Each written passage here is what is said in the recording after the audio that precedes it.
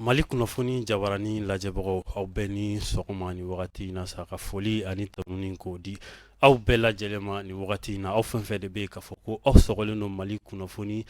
jabarani na sa an b'aw bɛɛ lajɛlen fo Mali kɔnɔ fo ka taa se Mali kɔkanna ma ni wagati in na aw ka jɛmukan kɛrɛnkɛrɛnnen n'o ye ɲɛfɔli kɛnɛ ye nin ye ale kɛnɛ sigilen sa ka ɲɛfɔli k'aw ye jamana kunkankow kan ka tila ka ɲɛfɔli k'aw ye laadalasigi mun ni o bɛ kɛ an ka jamana ɲɛmɔgɔw fɛ k'a daminɛ président na fo ka taa se premier ministre ni ministre tɔw ma sa ni a bɛ fɔ a ma ko conseil des ministres n'a bɛ kɛ araba o araba o kumakan minnu bɔra olu kɔnɔna la sa bɛnkan minnu bɔra olu kɔnɔna la ka se ko olu ɲɛfɔ aw ye aw bɛ se ka faamuyali ko o sɔrɔ a la cogoya min na wulikajɔ sa an ka ɲɛmaayaso ni o ye Mali kunnafoni TV ale kɔni ka wulikajɔ ye nin ye sa yaasa ka se ka malidenw k'u bɔ kunnasiri o kɔnɔna la conseil des ministres laadala ɲɔgɔn ye mun ni o bɛ kɛ an ka jamana kɔnɔ o hokumu kɔnɔna la sabula ɲɛmaayaso ka laadiriya kɔnɔna la sa a y'a ye k'a fɔ ko maa caman bɛ yen nɔ faamuyali u t'o sɔrɔ baara in kɔnɔna la donc jamana dun ni a ma ɲɛ k'a fɔ ko fɛn mun bɛ ta jamanadenw kama ko kumakan mun ni a kan ka fɔ jamanadenw kama faamuyali o kan ka sɔrɔ o la kosɛbɛ o de la sa wulikajɔ kɛra yaasa aw bɛ se ka faamuyali ko o sɔrɔ a la cogoya min na jamukan in sa maa mun filɛ na aw ɲɛkɔrɔ sa o de ye Cheikh Omar Sidibe ale de bɛna jamukan in ka a la ɲɛnamaya ɲɛmaayaso o ka yamaruya o kɔnɔna la sa an bɛ foli di an ka technicien ma ka foli di caméraman ma ka foli di ɲɛmaayaso bɛɛ lajɛlen ma nin wagati in na an dɛmɛbagaw an kɔkɔrɔdonbagaw n'o ye an ka sponsoriw ye an tɛ ɲinɛ olu kɔ an tɛ sɛgɛn an tɛ ɲinɛ ka a f'u ɲɛna k'a fɔ ko jamukan in n'u bɛ fɛ ka kɔkɔrɔma don o bɛ se ka weleli kɛ nɛgɛjuru sira la sa mun bɛna tɛmɛ jabarani ale dugumala la o bɛ se ka weleli k'o la yaasa ka jamukan in ka a kɔkɔrɔma don Mali kunnafoni kɔni ale ye kunnafoni di jabarani ye sa mun ni a fɔlɔfɔlɔ sigira malidenw ye ka se ka u bɔ kunnasiri o kɔnɔna la o la an tɛ babu in an t'a bila daga girinda la sabula misiba o nakuntan tɛ wɛrɛ la bamananw ko ten tɔ kunun araba conseil des ministres n'o ye laadala ɲɔgɔn ye a kɛnɛ sigira jamana ɲɛmaa fɛ n'o ye colonel Asimi Goyita ye Asimi Goyita ale kɔni tun bɛ baara in ka a ɲɛmaaya la a kunkolo o tun b'ale bolo bamananw b'a fɔ cogo min na terrain kunkolo o tun bɛ jamanakuntigi yɛrɛ bolo sa sabula a kan ka da ale ma ale de ye ɲɛmaa ye ale de b'a sama ka taa yɔrɔ mun a bɛ ɲa cogo min na n'a ma ɲa k'a fɔ ko lajɛ ko a kɛra jamanakuntigi ale yɛrɛ tun bɛ kow ɲɛmaaya la sa ka taa se premier ministre ma ka taa se ministre tɔw bɛɛ lajɛlen ma nin ɲɔgɔnye in sa a kɔni kɛra kunun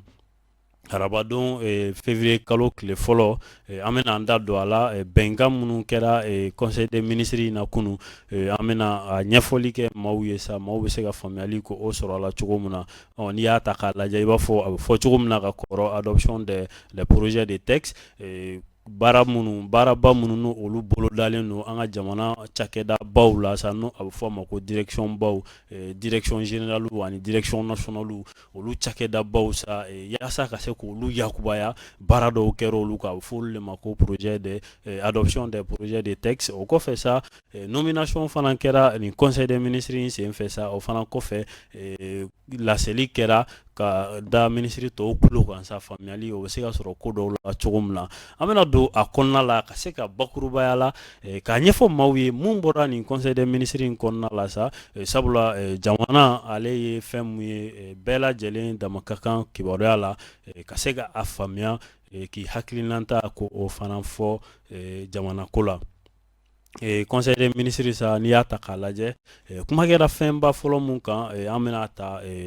bakuruba la mun bɛ se ka ɲɛfɔ yaasa malidenw bɛ se ka faamuyali sɔrɔ la cogo min na ministère so mun bɛ yen nɔ sa ni o ye défense ye n'a bɛ fɔ a ma ministère de la défense et des anciens combattants ni ale minisiri ye colonel Sadio Kamara ye sa Sadio Kamara ale ka ministère kɔnɔna sa a yirala k'a fɔ ko direction des matériels des hydrocarbures et des transports et du transport des armées ni o ye cakɛda belebele sa ni o ye direction belebele mun ni a ka ca ɲɛsinen n'o ka armée ni o y'an ka wolomasiri tabagaw ye sa ka wulikajɔ bɛɛ lajɛlen sabati olu mago bɛ jɔ taji fɛn fɛn la olu mago bɛ jɔ matériel fɛn fɛn la ni o ye baarakɛminɛnw ye yaasa ka se ka baara ka a tɔ sankɔrɔta cogo min na yaasa ka se ka baara tâche mun ni a kalifaru la baara mun ni a kalifaru la yasa ka se ko o bɔ a sira fɛ o de hokumu kɔnɔna la sa i b'a ye k'a fɔ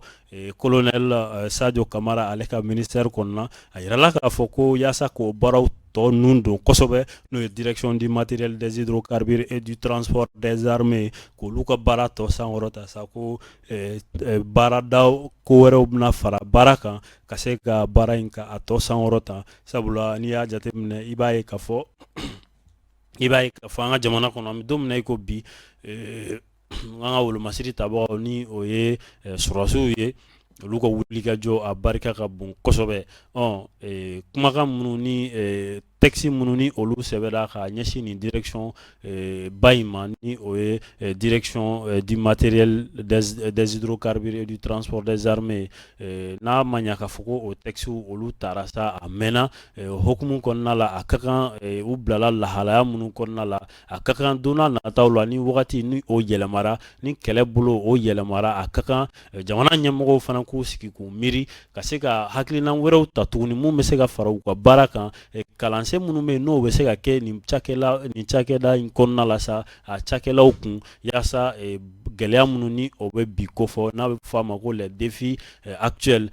ni o gɛlɛya ninnu bɛ se ka wuli cogo min na o de hokumu kɔnɔna la sa bi kunu conseil des ministres a kɔni sigira ka se ka hakili jagabɔ kɛ don n'a nataw la ka projet de texte sigi sen kan yaasa dɔ bɛ se ka fara nin direction ba in ka baaraw kan cogo min na n'o ye direction du matériel des hydrocarbures et du transport des armées nin baarada in sa ka se ka dɔ fara u ka baara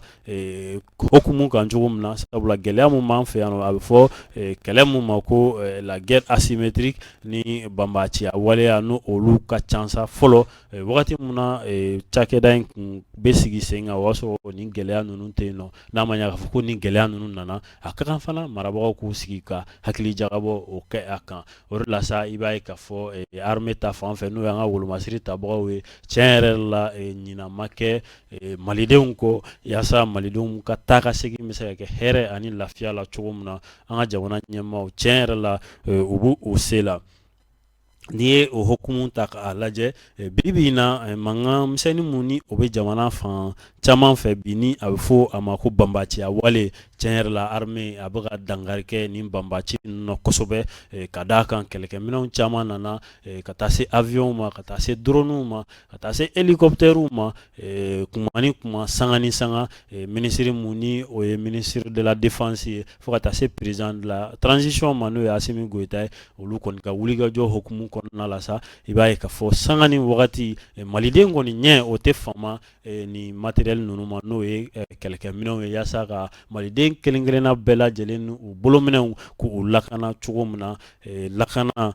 o bɛ se ka sabati Mali fan 14 bɛɛ lajɛlen na cogo min na tiɲɛ yɛrɛ la wulikajɔ a bɛ sen na hali kalo tɛmɛlen in na armée o ka service de communication a ye armée baara minnu kɛ kalo kelen kɔnɔna la donc a bɔra ko olu da jamanadenw tulo kan sabula kunnafoni sanga ni wagati ni a bɛ fɔ fasodenw ye i b'a ye k'a fɔ gɛlɛya caman bɛ yen nɔ o tɛ don kow la tiɲɛ yɛrɛ la armée bɛ baara la soutenons nos armées olu de y'an ka fɛn bɛɛ n'i y'a mɛn an bɛ fɛn o fɛn kɛ armée de don n'i y'a mɛn an bɛ wulikajɔ fɛn fɛn la an ka wolomasiri tabagaw de don n'i y'a mɛn ko o ko ni a bɛ ɲa jamana kɔnɔ jamana yɛrɛ lakanalen de don fɔlɔ donc bi in na wulikajɔ mun kɔni n'o b'an ka jamana ɲɛmaaw bolo tiɲɛ yɛrɛ la a dɔnsen a ka ɲi kosɛbɛ donc kunu laadala ɲɔgɔn ye la n'o ye conseil des ministres ye o hokumu kɔnɔna la sa hakili jagabɔ kɔni o kɛra ka se ka sɛbɛnw bila sen kan yaasa direction ba in direction du matériel des hydrocarbures et du transport des armées yaasa ale ka baaraw bɛ se ka yakubaya cogo min na ka kɛɲɛ ni gɛlɛya minnu bɛ yen an bɛ don min na i ko bi kalansenw bɛ se ka sigi sen kan cogo min na formation bɛ se ka sigi sen kan cogo min na a cakɛlaw yɛrɛ fana olu ka sankɔrɔta bɛ se ka kɛ cogo min na yaasa baara a tɔ bɛ ɲa cogo min na o hokumu kɔnɔna la sa jamana ɲɛmɔgɔw y'u sɔnni sigi o yɔrɔ kan kosɛbɛ yaasa baara tɔ a bɛ ɲa n'a a ma ɲa k'a fɔ ko o bɛ ten o kɔfɛ sa i b'a ye k'a fɔ gɛlɛya mun ni an bɛ don don min na an bɛ i b'a fɔ bi gɛlɛya mun ni o bɛ jo sariya ko la a dogolen tɛ maa si la conseil des ministres kɔni kuma kɛra a fana kan k'a jira k'a fɔ ko don n'a nataw la direction belebele bɛna sigi an ka jamana kɔnɔ yan nɔ mun ni a bɛ tali kɛ direction nationale des droits de l'homme ko o bɛna créer an ka jamana kɔnɔna la yan nɔ laadala ɲɔgɔn ye senfɛ sa a kuma kɛra a kan sabula n'i y'a ta k'a lajɛ jo sariya ko a kuma ka ca an ka jamana kɔnɔ yan kosɛbɛ an ka wolomasiri tabagaw yɛrɛ hali ni olu ka caw caman jateminɛ diɲɛ ma ni o ye diɲɛ seleke naani tɔnba ye n'o ye Nations Unies ye a ka kɛlɛbolo fara mun bɛ an ka jamana kɔnɔ yan n'o ye MINUSMA ye olu ka jalakili caman bɛ yen nɔ fo ka taa se association wɛrɛw ma fo ka taa se ONG wɛrɛw ma n'o ye baɲumankɛ tɔnw ye olu caman ka jalakili bɛ taa sira mun fɛ sa o ye jo sariya ko ye n'a bɛ fɔ a ma ko les droits de l'homme o jo sariya ko sa yaasa ka se ka a ko ka a sigi sen kan k'a sinsin yɛrɛ an ka jamana ɲɛmaaw yɛrɛ ka se ka a kolo don an fɛ yan nɔ ka baarabaw k'a kan ka hakili jagababaw ka a kan ni ɲani kɔmaaw ka na kɔfɛmɔgɔw ka na jamana wɛrɛ mɔgɔw ka na ɲani diɲɛ seleke naani tɔnba mɔgɔw ka na k'a fɔ k'u bɛna na hakilina wɛrɛw ta tuguni ka se ka an ka jamana ka a tɔgɔ tiɲɛ diɲɛmaya na an ka jamana yɛrɛ fana bɛ wulikajɔ fɔlɔ kɛ a kun fɔlɔ kɛ ka se ka jamanadenw bɔ fili la ka se k'a lajɛ jɛkulu wɛrɛ minnu bɛ yan nɔ n'olu fana bɛ nin jo sariya ko in ka a kuma fɔ k'a waleya k'a sɛgɛsɛgɛ k'a ɲɛɲini an ka jamana fantan naani u ni olu ka se ka baara fana kɛ ɲɔgɔn fɛ o b'a to hakilinaw u bɛ se ka ɲɔgɔn sɔrɔ cogo min na o b'a to ko caman bɛ yen nɔ o fana bɛ sabati di jo sariya ko in a bunakun kan sabula jo sariya ko a kuma cayara kosɛbɛ fo ka taa fɔ a to ten donna nataw la sa cakɛda kɛrɛnkɛrɛnnen kɔni bɛna sigi a bɛna fɔ cakɛda mun ma ko direction nationale des droits de l'homme o kɔni o bɛna sigi an ka jamana kɔnɔna la yan nɔ a ɲɛmaaya fana jagoya o ye an ka jamanaden ye maa minnu fana bɛna baara k'a kɔnɔ o ye an ka jamanadenw ye minnu fana ni hakili jagabaw ni olu b'olu kɛ n'u t'an ka jamanaden n'u bɛ bɔ yɔrɔ wɛrɛw la baɲumankɛ tɔnw fo ka taa se jɛkulu wɛrɛw ma hali ka ja diɲɛ seleke naani tɔnba olu fana bɛna n'u hakilina ye hakili jagabɔ la an ka jamana ye cakɛda mun sigi n'o ye direction ye o direction fana ni u na baara kɛ ɲɔgɔn fɛ yaasa nkalon caman bɛ yen nɔ mun ni a bɛ ta ka da Mali la an ka jamana la o nkalon caman bɛ yen nɔ minnu ni u bɛ se ka dan sira la dankari bɛ se ka kɛ caman yɛrɛ la sabula a yirala k'a fɔ ko jo sariya ko mun ni a jalaki bɛ kɛ an ka jamana la yan nɔ an ka jamana ɲɛmɔgɔw y'a fɔ a ka can k'a fɔ ko tiɲɛ tɛ a kuma ninnu ye mais hali ni o fɔra marabagajugu ni o ye kɔkanmɔgɔw ye diɲɛ seleke naani tɔnw ani tɔn wɛrɛw n'o ye ONG wɛrɛw ye minnu tɛ an ka jamana ka ɲɛtaga fɛ minnu tɛ Mali yɛrɛ ka sankɔrɔta fɛ olu caman bɛ yen nɔ u bɛ olu kuma sugu ninnu de ta k'an ka jamana kɛlɛ n'a ye o de la sanga ani wagati an ka wolomasiri tabagaw jo sariya formation bɛ k'u kun an ka wolomasiri tabagaw formation bɛ k'u kun walasa u bɛ se ka faamuyali k'o sɔrɔ jo sariya n'a a kunkanko sariyaw la cogoya mun na a ko a kana se ka a gɛlɛyaw a kana se ka u sɔrɔ cogo min na u kana se ka bin nin jan sugu ninnu kɔnɔ cogoya min na sabula jo sariya a formation tɛ dɔwɛrɛ ye n'a kɛr'i kun a b'a to jo sariya hakɛ mun ni o bɛ adamaden tɔw bolo hali n'i taara kɛlɛkɛyɔrɔ la i bɛ se k'i hakili to olu la cogo min na donc an ka wolomasiri tabagaw hakili b'o la kosɛbɛ an ka wolomasiri tabagaw ɲinalen tɛ o kɔ sabula sanga ani wagati o formation bɛ k'u kun o kalanbolow bɛ k'u kun wa fɛn fɛn bɛ yen nɔ n'u bɛ bɔ formation na commune de base fo ka taa se formation wɛrɛw ma nin jo sariya ko kuma a bɛ fɔ nin bɛɛ lajɛlen ye kelen kelen yaasa jamana kɔnɔ gɛlɛya dɔw bɛ o kana na maaw sɔrɔ maa dɔw kana na bali u ka hakɛw la don n'a nataw la wolomasiri tabagaw fɛ an ka wolomasiri tabagaw kɔni jo sariya ko la tiɲɛ yɛrɛ la u bɛ a kalama u b'a dɔn fana wa a baara kan ka kɛ cogo min na u bɛ o ɲɛdɔn wa a formation continue don sabula an ka jamana wolomasiri tabagaw ka ɲɛmɔgɔw yɛrɛ ka kɔrɔfɔ don k'a jira k'a fɔ ko jo sariya ko gɛlɛya mun ni o bɛ fɔ a la mankan mun kinikini mun jalakili mun ni o bɛ ta ka ɲɛsin an ka jamana ma k'a fɔ ko a caman ko a tɛ kala kan wa a caman tɛ tiɲɛ ye o de hukumu kɔnɔna la yaasa ka se ka kuma yɛrɛ ka ko yɛrɛ tɔ bɛɛ lajɛya jamana ɲɛmɔgɔw nin tɛ a bɛ fɔ fɛn min ma ko sexy barabila nin y'o ye ka cakɛda yɛrɛ sigi sen kan n'o ye direction nationale des droits de l'homme o de bɛna boloda sa projet de texte mun ni a taara direction nationale des droits de l'homme o création o b'o kɔnɔ yaasa maliden kelen kelenna bɛɛ lajɛlen jo sariya ko a bɛ se ka fɛsɛfɛsɛ cogo min na an ka jamana kɔnɔ k'a tɔ yakubaya hali n'a bɛ ka kɔrɔ ka se ka sankɔrɔta don a la ka se ka a tɔ ka a yakubaya fasoden kelen kelen bɛɛ bɛ se k'i ɲiyɔrɔ sɔrɔ a la cogo min na jalakili wɛrɛ minnu n'o bɛ kɛ an ka jamana la olu bɛ se ka ban cogo min na sabula a jalakiliw ka bon kosɛbɛ an tɛna se ka to k'an sigi sanga ani wagati maa wɛrɛw ka jalakili ta ka anw sɛgɛrɛ tiɲɛ yɛrɛ la an tɛna se ka jija n'o ye jamana ɲɛmaaw kɔni nin wulikajɔ nin ka ɲi kosɛbɛ sabula ni nin direction in sigira a na kɛ sababu ye i b'a fɔ a fɔra cogo min na conseil des ministres kɔnɔna la k'a fɔ ko baarada minnu ni olu bɛ jo sariya kow ɲɛnabɔli la an ka jamana kɔnɔ yan o cakɛdaw bɛ yen nɔ minnu ni u ni gouvernement tɛ baara kɛ ɲɔgɔn fɛ nin na kɛ sababu ye sa olu caman bɛ yen nɔ u na don gouvernement ka hukumu kɔnɔna la baaraw n'u na don ɲɔgɔn fɛ cogo min na an ka jamana sanga ni wagati jalakili o na se ka ban cogo min na jamana ɲɛmaaw an na foli d'u ma kosɛbɛ sabula nin fana ye hakilina ɲuman ye ka se ka don n'a nataw la gɛlɛya dɔw bɛ yen nɔ ka se k'olu kunbɛn a bɛ fɔ cogo min na ko gouverner c'est prévoir nin ye o sira dɔ ye o kɔfɛ sa conseil des ministres kɔnɔna la i b'a ye k'a fɔ an ka minisiriso mun bɛ yen nɔ sa ni a bɛ fɔ a ma ko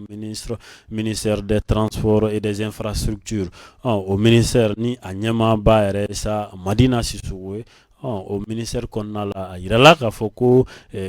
Bamako fo ka taa se région ma ka taa se jamana fan 14 bɛɛ lajɛlen ma a transport ko ji sira fɛ arayi sira fɛ ni o ye nɛgɛsira ye fo ka taa se goudron kannaw ma ani sirababilenninw nin bɛɛ lajɛlen bɛ se ka yakubaya cogo min na ka se ka gɛlɛya misɛnnin minnu bɛ yen nɔ ni o bɛ sɔrɔ sira ninnu fɛ ni o ye an ka transport ko sira ye ka se k'olu gɛlɛya ninnu ban cogo min na projet de texte wɛrɛ fana kuma fɔra tuguni yaasa o gɛlɛya ninnu caman bɛ yen nɔ o bɛ se ka ban cogo min na ninnu fana ye fɛɛrɛ ɲɛnamaw ye hali kunun Madina Sisoko a ye terrain ni o ye nɛgɛsira ye sa o kow bɛ se ka sigi sen kan cogo min na terrain ka bɔ Bamako ka taa Kayi maaw bɛ se ka terrain mankan mɛn cogo min na o baara dɔw fana kɛra kunun dɔgɔkun tɛmɛnen Madina Sisoko taara fo Sénégal Thiès o ye Sénégal dugu dɔ ye ka se ka terrain ninnu ka matériel minnu nana pièces de rechange ka se ka olu lajɛ a ɲɛ la n'a sɔrɔ u bɛ yen sabula u na kuma mɛnna a nana dɔrɔn o ma tɛmɛ tɛnɛnni tarata kan kunun kɔrɔ u tagara ka taa matériel ninnu lajɛ nɛgɛsira ko a bɛ ka sigi sen kan dɔɔni dɔɔni an bɛ dugawu kɛ halisa terrain mankan don n'a nataw la a kana na mɛn bilen dɛ an ka terrain mankan mɛn an tulo la sabula a kuma mɛnna sen na an mɛnna ka a kuma mɛn an mɛnna ka terrain kunkolo ye taga segin na ka sɔrɔ maaw tɛ ka voyager a la u sagoya la don n'a nataw la an bɛ dugawu kɛ o fana o kow ka ɲɛnabɔ don n'a nataw la fana a bɛ fɔ fɛn min ma ko TGV sabula an ka terrain minnu b'an bolo yan terrain kɔrɔbaw don TGV ninnu o ye terrain à grande vitesse ye olu fana ka se ka na an ka jamana kɔnɔ yan nɔ fo ka taa se munna an t'a fɔ ko métro yɛrɛ métro fana olu fana bɛɛ bɛ se ka na an ka jamana kɔnɔ yaasa maaw ka taa ka segin bɛ se ka nɔgɔya cogo min na araba conseil des ministres ni o ye 1er février sa o kɔni kɔnɔna la sigikafɔ kɛra ni ko ninnu fana kan ni o ye takasegin ye n'o ye transport ye sira fɛ ji fɛ nɛgɛsira fɛ yaasa maaw bɛ se ka lafiya cogo min na maaw n'u bololadonniw u bɛ se ka takaseginw kɛ hɛrɛ la cogo min na ani lafiya la Madina Sisoko ka cakɛda la n'o ye ministère des transports et des infrastructures o kɔfɛ sa an bɛ taa ministère mun na sa o ye ministère de l'environnement de l'assainissement et du développement durable ye o cakɛda ɲɛmaaba o tɛ dɔwɛrɛ o tɛ maa wɛrɛ ye sa Modibo Kone ale fana ka cakɛda la sa n'i y'a ta k'a lajɛ direction belebele mun bɛ ni a bɛ fɔ a ma ko direction nationale des eaux et forêts o direction belebele in o ka ca o ɲɛsinnen don mun ma kuma kɛra nin kan ka hakililajigin kɛ a kɛra wagati min na o hakililajigin olu kɛra olu hakililajigi kɛlɛ a kɛra ko jumɛn kama yaasa ka se ka ji ani kungo olu lakana n'o ye eaux et forêts nin direction belebele in ka ca ɲɛsinnen don ma ji ni kungo kungo kɔnɔ fɛnw k'olu lakana ji ka se ka a to aw ka na lanɔgɔ cogo min na gɛlɛya caman bɛ yen nɔ maaw b'a ta ka kungo sɛgɛrɛ ka se ka fu siri o dan na cogo min na hali ni fu ma se ka siri a bɛɛ la sa ka se k'a kɛ a bɛ se ka ɲa cogo min na génération future maaw bɛ se ka yiri tigɛ cogo min na a tigɛ cogo ɲuman na yaasa maa minnu bɛ na anw fana kɔfɛ n'a bɛ fɔ a ma ko génération future olu bɛ se ka kungo ninnu k'u tɔnɔ bɔ cogo min na kungo ninnu k'u nafa cogo min na nin cakɛda belebele n'o ye direction nationale des eaux et forêts ale ka ca ɲɛsinnen don o ma hakililajiginw kɛlen kɔfɛ conseil des ministres kɛnɛ kan sa a yirala k'a fɔ ko baarabolo bɛna sigi sen kan fana yaasa ka se ka nin cakɛda kɛrɛnkɛrɛnnen ka se k'a ka baara ka a tɔ ɲa a bolo kosɛbɛ sabula n'i ko baara ka ɲa fo baara hakili jagabɔ ka kɛ ka baarakɛminɛnw ɲini ka baarakɛlaw fana ka se ka kalan bolo k'u kun mun bɛ se k'u lajo halisa baara n'a a nasiraw fɛ o cakɛda in nin cakɛda in fana baara bɛna kɛ wulikajɔ bɛna kɛ yaasa ka se ka ale ka baara ka a nun don cogo min na a bɛ se ka ɲacogo ɲuman na cogo min na o kumaw fana fɔra n'o ye Modibo Kone n'o bɛ Modibo Kone ministre de l'environnement de l'assainissement et du développement rural ni o y'ale ka cakɛda ye sabula direction nationale des eaux et forêts o bɛ relever ale ka cakɛda de la an bɛ dugawu de kɛ sa ala ka a ko ɲa ka d'a ma sabula jamana in a tɛ jɔ ni bɛɛ lajɛlen ka wulikajɔ tɛ a tɛ jɔ ni bɛɛ lajɛlen ka hakili ɲumanya tɛ maaw kan k'u tigɛ di ɲɔgɔn ma an bɛ don min na i ko bi yaasa kow bɛ se ka ɲa cogo min na sabula jamana ɲɛmaaw baara mun ni a bolodalen don baara mun ni a bɛ sen na tiɲɛ yɛrɛ la u ni foli ka kan bamananw ko ten hali ni jugu ye zonzan ye a fɔ k'a tulo ka jan o fana ye kuma dɔ ye n'a ma ɲa k'a fɔ ko a bɛ ten sa an bɛ taga ɲɛfɛ an bɔlen Modibo Kone ka ministère la n'o ye ministère de l'environnement de l'assainissement et du développement durable ye o kɔfɛ sa nomination fana kɛra ministère ni conseil des ministres in kɛnɛ kan sa n'a o bɛ tali kɛ affaires étrangères la ministère des affaires étrangères n'o ye Abdoulaye Diop ye ale ka ministère o kɔnɔna sa nomination kɛra attaché de défense ambassade du Mali Washington ma taara sa ka kɛ o attaché de défense ye o bɛ tali kɛ maa mun na sa o colonel major Lassana Doumbia donc ale kɛra attaché de défense ye ni ambassade belebele in kɔnɔ Washington Mali ka lasigidenso min bɛ Washington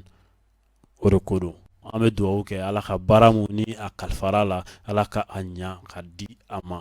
ala ka ɲa ka di an bɛɛ lajɛlen ma sabula n'a ɲan'a bolo a ɲana an bɛɛ bolo nka ala kana minɛn da jɛngɛ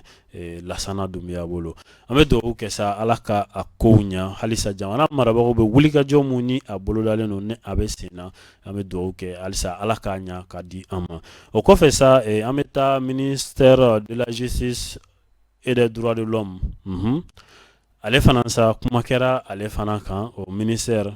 garde des sceaux ministère de la justice et des droits de l'homme garde des sceaux o cakɛda belebele in sa ale minisiri o ye Mamadou Kasoge ale ka minisiri so sa kuma sigi kɔni kɛra sa ka kuma fɛn caman bolodalen don ministère belebeleba in fɛ sa o kumaba dɔw bɛ tali kɛ préparatif mun ni a bɛ sen na labɛn belebele mun ni a bɛ sen na o labɛn o tɛ fɛn wɛrɛ ko fɔ sa o ye groupe régional africain de l'union internationale des magistrats jɛkulu belebele mun bɛ yen nɔ sa ni o bɛ tali kɛ majisaraw ka jɛkulu belebele la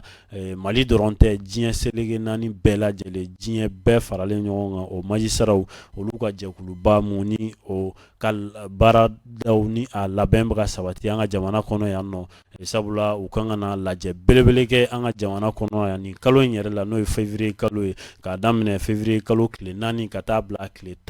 11 na o lajɛ belebele a kan ka kɛ anw fɛ yan nɔ CICB kɔnɔna la wulikajɔw u bɛ sen na ministère kɔni a ye Mamadou Kasoge a kɔni a ye laseli kɛ sa k'a da minisiri tɔw tulo kan k'a fɔ ko nin lajɛ in kɔni ni a bɛna kɛ anw fɛ yan nɔ ko bonya belebele don ni Mali ni a y'a kun don a kɔrɔ an bɛ dugawu kɛ ala ka ta fanga ko o di an ka jamana ma sabula diɲɛ selege naani bɛɛ lajɛlen majisaraw olu de bɛna fara ɲɔgɔn kan jamana joli jamana maa 700 ani maa 26 olu de bɛna na 726 participants olu de bɛna na an ka jamana kɔnɔ yan nɔ jamana 37 olu fana olu jamanadenw olu de bena na an ka jamana kɔnɔ yan nin groupe régional africain de l'union internationale des magistrats ni jɛkuluba in ni o ye magistrats ka jɛkuluba ye olu ka lajɛ mun bena k'an fɛ yan nɔ 726 participants maa 726 olu de bena na ka na lajɛ in ka se ka a ɲɛnamaya anw ka jamana kɔnɔ yan nɔ diɲɛ seleke naani bɛɛ welelen no l'américain jamanaw fo ka taa se Europe jamanaw ma Asie jamanaw nin bɛɛ lajɛlen magistrats bena na fara ɲɔgɔn kan u ka jɛkulubaw u ka représentants olu bena na anw ka jamana kɔnɔ yan nɔ i b'a fɔ an y'a fɔ cogo min na nin kalo in n'o ye février kalo ye a tile 4 ka taa bila a tile 11 na o lajɛ o bena kɛ an fɛ yan nɔ CICB kɔnɔ o fana o dara an ka jamana ɲɛmaaw tulo kan k'a da conseil des ministres n'o ye ministre tɔw ye k'a da u bɛɛ lajɛlen tulo kan an bɛ dugawu kɛ ala ka jɛkuluba in ni o ye magistrats ka nin jɛkuluba in ye diɲɛ seleke naani bɛɛ lajɛlen ta o bɛna na ɲɔgɔn ye mun na anw fɛ yan nɔ ala ka a tɛmɛ hɛrɛ la o fana y'an ka laɲini ye ni na kɛ sababu ye sa maa caman bɛ u ma deli ka se Mali la u nana Mali la ka na dɔn an fana bɛ mun na yan nɔ an ka transition a bɛ dangun min na a kɛra cogo cogo o na f'u ye ka a da u tulo kan sabula yɔrɔ caman bɛ yen nɔ nkalon bɛ tigɛ u ye dɛ i bɛ jamana caman ye n'u bɛ kuma jugu ta ka an ka jamana sɛgɛrɛ ka Mali sɛgɛrɛ nkalon de bɛ tigɛ u ye dɛ a tiɲɛ yɛrɛ yɛrɛ o tɛ f'u ye dɛ ni u sera an ka jamana kɔnɔ yan ni ɲɔgɔn ye ba in na an fana ka jamana ɲɛmaaw Mamadu Kasoge ale na n'ale ministre de la justice ale na a kuma tɔw ka fɛsɛfɛsɛ k'a da bɛɛ lajɛlen tulo kan sabula kuma ka ɲi a tigi da kɔnɔ ka pan a tigi bolo bamananw ko ten n'ale yɛrɛ y'a fɔ u ɲɛna a kɛra a bɛ kɛ sababu ye sa caman bɛ yen nɔ o n'a dɔn ka fɔ waleya jugu mun ŋaniya jugu mun ni o bɛ jamana wɛrɛw kɔnɔ ka ɲɛsin anw ka jamana ma juguya kisɛ bilen dɔrɔn k'a ɲɛsin anw ka jamana ma ka sɔrɔ kisɛ tɛ jaba la ka sɔrɔ tiɲɛ tɛ ka nkalon da an ka jamana la ni na kɛ sababu ye Kasoge a na a kumaw ka fɛsɛfɛsɛ transition a bɛ dangun min na an bɛ don min na i ko bi don n'a nataw la a bɛna kɛ cogo di a na o fana a profiter k'o da u tulo kan kalafili minnu n'u bolodalen don a kow bɛ cogo di a na o fana da u tulo kan u n'a bɛɛ mɛn u tulo la a tiɲɛ yɛrɛ yɛrɛ a kisɛ a bɛ kɔ u tigɛ hali n'a sɔrɔ ɲɔgɔn ye ba in sa a kunba to o ye ni na kɛ fɛɛrɛ yaasa u na se k'a mɛn an ka jamana ɲɛmaaw yɛrɛ da an bɛ dugawu kɛ ala ka o ko ka a ɲa ka di an bɛɛ lajɛlen ma o kɔfɛ sa an bɛ na minisiriso kɔnɔ sa ni o ye ministre de l'économie et des finances ye ministère de l'économie et des finances ale ɲɛmaaba Aluseni Sanu ale fana ka cakɛda la sa kuma kɛra fɛn minnu kan sa ale kɔni u y'a jira k'a fɔ ko gɛlɛya minnu ni o bɛ secteur privé kɔnɔna la kɛnyɛrɛye baarakɛlaw olu bɛ se ka olu ka caw olu bɛ se ka ɲɛ olu bolo cogo min na ko fɛɛrɛ ni dabali fana bɛna sigi sen kan yaasa k'o caw k'olu fana ɲɛ olu bolo hali n'a kɛra marché di de marché mun ni a bɛ di secteur privé ma a bɛ di cogo di n'a sɔrɔ a di cogo ni o man ɲi ka a essayer ka ɲacogo ɲini a la k'a di maaw ma minnu b'a mériter ka an ka jamana k'o kɛ priorité an ka jamanadenw k'olu kɛ priorité ni an ka jamanadenw kɛra priorité marché ko la o ka ɲi kosɛbɛ o b'a to ko caman bɛ yen nɔ o bɛ sigi sen kan ko caman bɛ yen nɔ o bɛ ɲa n'olu kow ɲana jamana fana maaw na gɛlɛya baden mun ni maaw bɛ kule a la surtout sunkalo bɛna se a tɛ mɛn kalo kura o ye sunkalo ye maaw bɛ kule fɛn caman na o na nɔgɔya dɛ ko marché diw senfɛ priorité ka di an ka entreprise ma olu kumaw bɛɛ b'a la o kɔfɛ fana yaasa secteur privé a bɛ se ka yakubaya cogo min na maaw bɛ se ka baara k'u yɛrɛ ye cogo min na ka sɔrɔ gɛlɛya t'a la o fana bɛ se ka ɲa cogo min na kuma kɛra nin bɛɛ lajɛlen kan conseil des ministres senfɛ Aluseni Sanu ale ka ministère kɔnɔ o kɔnɔ kumaw don sabula a y'a da conseil des ministres tulo kan k'a fɔ ko nin gɛlɛya minnu ni u bɛ yen nɔ fɛɛrɛ ni dabali na sigi sen kan yaasa ka se ka gɛlɛya ninnu wuli cogo min na secteur privé ta fan fɛ maaw ka se ka marché sɔrɔ an ka entreprise nationale fana olu ka prioriser marché la fana don n'a nataw la o baaraw fana o na kɛ maaw n'o fana ye sabula fɛn caman bɛ yen nɔ an y'a la kɔlɔsi conseil des ministres n'o ye nin laadala ɲɔgɔn ye ba in ye ni a kɛra don n'a nataw la i b'a ye maaw bɛ a ko ye terrain kan sabula nin ye sigikafɔ de kuma de bɛ ka aw kan mun ni mun kan ka kɛ sini mun ni mun kan ka kɛ sinikɛnɛ yaasa maaw bɛ se ka lafiya cogo min na maaw bɛ se ka lakana cogo min na maaw bɛ se ka ji ɲuman sɔrɔ cogo min na maaw bɛ se ka fiɲɛ ɲuman sɔrɔ cogo min na maaw bɛ se ka taga segin kɛ ka ɲa cogo min na o wulikajɔw de bɛ kumaw bɛ kɛ donc don n'a nataw la maaw b'a réalité yɛrɛ ye terrain kan o de don ni a ma ɲa k'a fɔ ko Aluseni Sanu ale ka cakɛda n'o ye ministère de l'économie et des finances olu kɔni ka wulikajɔ la sa secteur privé a ko bɛ se ka ɲa cogo min na a wulikajɔw bɛ se ka ɲa cogo min na maa minnu bɛ baara k'a kɔnɔna la olu bɛ se ka tarɛ fɔ cogo min na an bɛ Aluseni Sanu ka foli di a ma kosɛbɛ ka foli di a n'a ka cakɛlaw bɛɛ lajɛlen ma kosɛbɛ. O kɔfɛ sa i b'a ye k'a fɔ conseil des ministres ni o ye di laadala ɲɔgɔn ye ba in ye a kun cɛra ni ministère de la santé et du développement social ye ni o ye Jaminatu Sangare ale ka ministère ye mun fɔra yen a yirala k'a fɔ ko coronavirus mun ni a kɛlen don ka diɲɛ gan a kamana la ni an bɛ don min na i ko bi camanba bɔra a fanga la nka a yirala k'a fɔ ko a ma ban pepewu n'a ma ɲa ka a ma ban pepewu maaw kan ka mun kɛ ka fɛɛrɛ ni dabaliw sigi sen kan yaasa ka se k'u kisi nin bana in ma cogo min na conseil des ministres kuncɛyɔrɔ la nin ministère belebele n'o ye Jaminatu Sangare ale ka cakɛda ye u kɔni y'a yira sa k'a fɔ ko dɔgɔkun tɛmɛlen fo ka na se nin dɔgɔkun in ma maa minnu ni olu testera sa ni olu larawera k'a lajɛ n'a sɔrɔ coronavirus ni nin bana in tɛ olu la k'a fɔ ko dɔgɔkun tɛmɛlen ta ani nin dɔgɔkun in ta ko a bɛɛ lajɛlen kaɲara an bɛ dugawu kɛ ko halisa bana in ala k'a fiɲɛ bɔ pepewu k'a fiɲɛ tɛmɛ an bɛɛ lajɛlen kan ka maliden bɛɛ lajɛlen kisi jamanakuntigi n'o ye Asimi Goyita ale ye kuma kun cɛ ka yira k'a fɔ ko nin bana kofɔlen mun ni a filɛ nin ye ko maaw k'u yɛrɛ tanga fɛɛrɛw olu bɛ fɔ télé la don o don yɛrɛ tanga fɛɛrɛw olu fɔlen don bɛɛ ɲɛna maaw ka a waleyaw k'u sabati sanga ni wagati yaasa gɛlɛyaw bɛ se ka ban cogo min na donc conseil des ministres nin ye a kuncɛli kumaw ye an bɛ don min na i ko bi tiɲɛ yɛrɛ la jamana ɲɛmaaw u hakili bɛ jamana la wulikajɔw a bɛ sen na sabula bolokɔni kelen a tɛ bɛlɛ ta maaw kan k'u bolo di ɲɔgɔn ma ka différence k'olu bila gɛlɛya minnu ni o b'an ni ɲɔgɔn cɛ gɛlɛya misɛnninw politikiko gɛlɛyaw a n'a ko wɛrɛw ko olu bila yaasa jamana in bɛ se ka bɔ dingɛ kɔnɔ cogo min na n'a bɔra dingɛ kɔnɔ an bɛ sɔrɔ ka tɛmɛ ni an ka kɛlɛ wɛrɛw ye conseil des ministres kɔni a kun cɛra sa hɛrɛ ani baden na jamana ɲɛmaaw an bɛ foli ni tanuni k'o d'u ma kosɛbɛ ni ne bɛ dan sigi an ka bi jɛmukan na n'o ye ɲɛfɔli kɛnɛ ye k'aw bɛɛ lajɛlen fo kosɛbɛ aw fɛn fɛn ɲɛ b'an na aw fɛn fɛn y'aw ka wagati k'a bila ka se ka an suit an ka plateforme bɛɛ lajɛlen sanfɛ Mali Kunnafoni TV an bɛ Google kan an bɛ YouTube kan an bɛ Facebook kan an bɛ plateforme bɛɛ lajɛlen kan nin wagati in na an bɛ foli di bɛɛ ma an bɛ don min na i ko bi bɛɛ lajɛlen k'i hakili to i yɛrɛ la jamana ni o ye an ka Mali ye jamana wɛrɛ t'an bolo ni Mali tɛ an kan ka mun kɛ an kan ka mun kɛ an kan ka mun bila maaw kan ka ɲini ko olu dɔn gɛlɛya misɛnnin ninnu k'olu to yen jamana bɛ danko mun na a ka b'o la don n'a nataw la a tɛmɛ sɔnni jamana ɲɛmaaw y'a yira k'a fɔ ko élection ko olu bɛna kɛ référendum o kow bɛ sen na o jateminɛw bɛ sen na organisme mun kan ka a kow jalatigɛ n'o ye EG o fana sigira o sigilen o kɔrɔ ko kow nɔgɔyara donc n'a ma ɲɛ k'a fɔ ko kow nɔgɔyara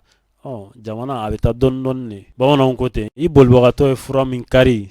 tiɲɛ yɛrɛ la i b'o o mun i tɔgɔ la de ka tɛmɛ bolokɔni kelen tɛ bɛlɛ ta sigikafɔ o ye damu ye jamana ɲɛmaaw u k'u hakili to kɔmaaw la kɔmaaw fana u k'u hakili to jamana ɲɛmaaw la sabula maaw kan ka ɲɔgɔn kɔlɔsi de kelen kelen walasa minɛn da a kana jɛngɛ maliba in ma caman y'a fɔ an ka maakɔrɔw caman ko mali a bɛ lomo lanba nka a tɛ bɔn bamananw ko ten n'i ye filenkolo ye k'a bɛ ba tigɛ sini i b'a sɔrɔ ani fiɲɛ bɛnna ko la ni ne bɛ dan sigi an ka bi jɛmukan na a balimakɛ Sheikh Umar Sidibe ale de tun bɛ ka jɛmukan in ka a ɲɛnamaw ye ɲɛfɔli kɛnɛ don alamisa o alamisa ka kɛnɛ sigi aw ye nɛgɛ kanɲɛ 11 mana tɛmɛ ni sanga fu ye ka taa bila nɛgɛ kanɲɛ 12 la o dana mana gosi jɛmukan a bɛ jɔ yen nɔ sanga ni wagati an bɛ ɲɔgɔn sɔrɔ yan nɔ dɔgɔkun o dɔgɔkun alamisa an bɛ ɲɔgɔn sɔrɔ nin kɛnɛ in kan k'an ka technicien warabaw k'u fo kosɛbɛ k'an ka ɲɛmaayasow k'a fo kosɛbɛ k'an kokɔrɔdonbaw n'o ye sponsor ye k'u fo kosɛbɛ Jamaradin dugu ma numéro minnu bɛ tɛmɛ sa u ka o numéro ninnu wele yaasa ka se ka jɛmukan in k'a kokɔrɔma don sabula bamananw ko ten ŋunu o tɛ san sɔrɔ juru kɔ a k'an bɛn diɲɛ waati wɛrɛ wasalamu